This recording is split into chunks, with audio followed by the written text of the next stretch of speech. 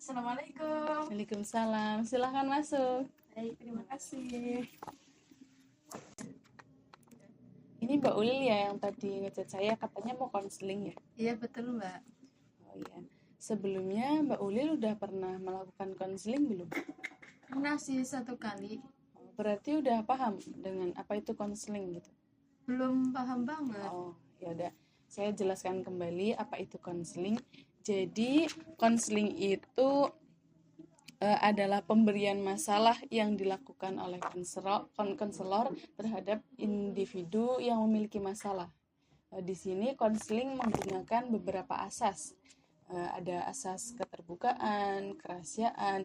Jadi ketika Mbak Ulil ingin menceritakan masalahnya, kami akan menjaga rahasia Mbak Ulil dengan sebaik mungkin. Jadi Mbak Ulil tidak perlu merasa takut untuk orang-orang mengetahui masalah yang Mbak Ulil rasakan.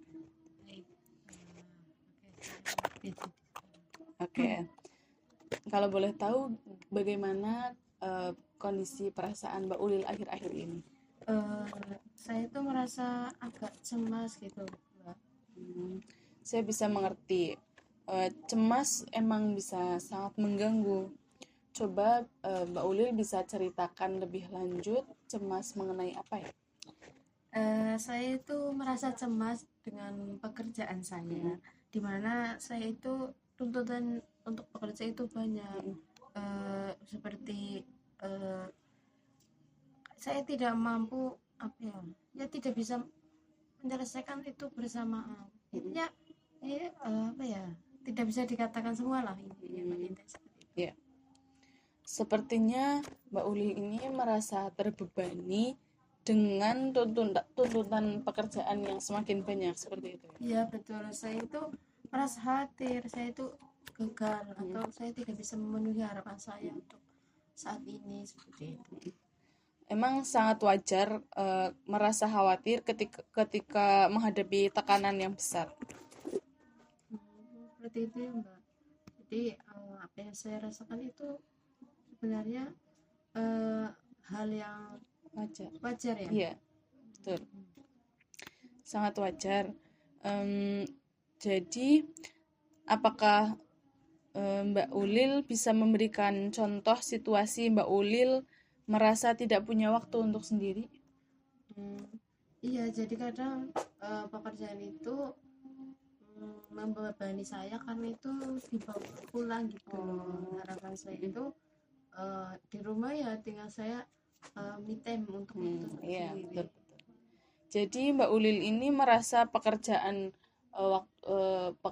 menyita waktu pribadi Mbak Ulil gitu ya, dan membuat Mbak Ulil tidak benar-benar beristirahat dengan cukup. Iya betul. Jadi setiap hari saya pulang terlambat dan ketika masih di rumah itu membawa pekerjaan, jadi ya rasanya itu kayak nggak ada waktu, capek terus gitu.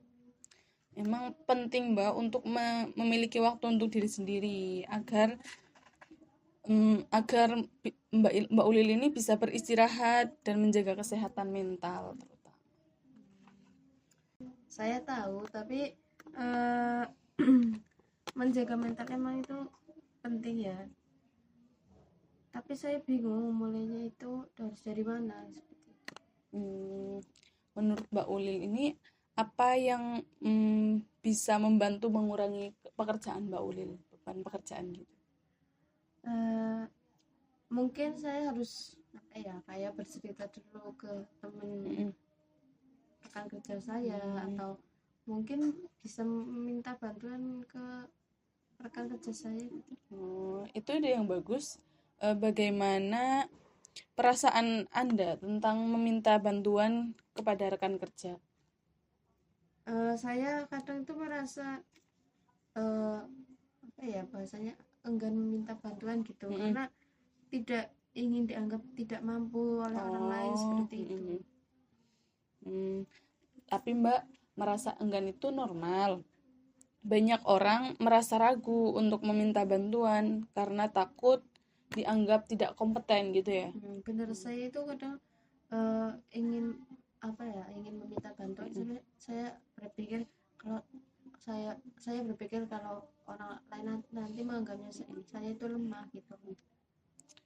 Tapi yang Mbak Ulil harus ketahui, mengakui batasan kemampuan Mbak Ulil itu dan meminta bantuan itu sebenarnya adalah sebuah tanda kekuatan, bukan kelemahan, seperti itu Mbak Ulil. Berarti begitu ya. Saya itu berpikirnya itu kalau saya meminta bantuan itu saya itu kayak lemah gitu loh. Saya tidak mampu gitu loh. Berpikirnya seperti itu. Melihat situasi dari perspektif yang berbeda bisa sangat membantu. Apakah Mbak Ulil ini ingin mencoba langkah-langkah kecil untuk meminta bantuan? Ya, saya akan mengusahakan mencoba hal ini. Ya, bagus. Apa langkah pertama yang ingin Mbak Ulil ambil untuk meminta bantuan? Saya akan berbicara dengan rekan kerja saya. Mungkin untuk rekan kerja dia tidak sembarangan ya. Pastinya Ya, saya percaya seperti itu. Ya, bagus. Itu langkah yang baik, Mbak. Saya yakin Anda bisa melakukannya. Terima kasih Mbak atas sarannya. Saya merasa lebih lega, lebih tenang. Apa yang saya rasakan itu bisa ada titik keluar dari permasalahan saya. Sama-sama, kita bisa membicarakan perkembangan ini di sesi berikutnya. Semoga Mbak Ulil mendapatkan keseimbangan yang Mbak Ulil butuhkan.